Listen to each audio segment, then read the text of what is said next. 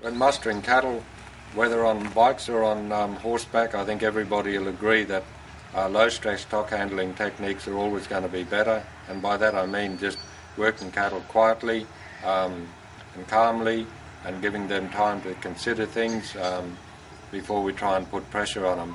Animals respond to what's known as the flight zone, which is basically the distance that you can move close to the animal before it will actually move away from you. The way to get animals to move, whether you're mustering them up or what, is to encroach on their flight zone. They will move away, then you back off because and let them walk out. Then they're not stressed by the activity. It's very important, particularly when working with fat cattle or bullocks, that we work them quietly and steadily, because the moment you start mustering, the moment they start to burn off weight, and weight is dollars, money in the bank. So we want them to get to the slaughter yards or the market with as least stress as possible, because they will actually provide us with a better economic return.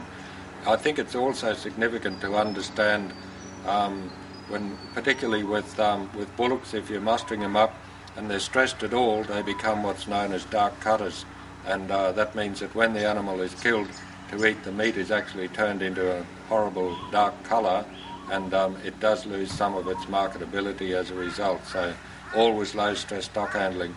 When moving a mob of cattle along in a mustering, it's also important to communicate with the rest of your team. Hopefully most these days they use two-way radios, handheld two-way radios, so you can communicate regularly and let each other know where you are, what you're doing. If you're in trouble or having trouble with the cattle, then it's important to get some help and assistance, and basically to move the cattle along. Same with, as I said, with mustering cows and calves. The minute you start to muster, there is a likelihood that the cows and calves will become separated, and that causes the cow quite a bit of anxiety, and it can, in some cases, cause the calf to lose sight of where its mother is. It might lay down in the grass or wander off, and it gets left behind where dingoes will end up eating it.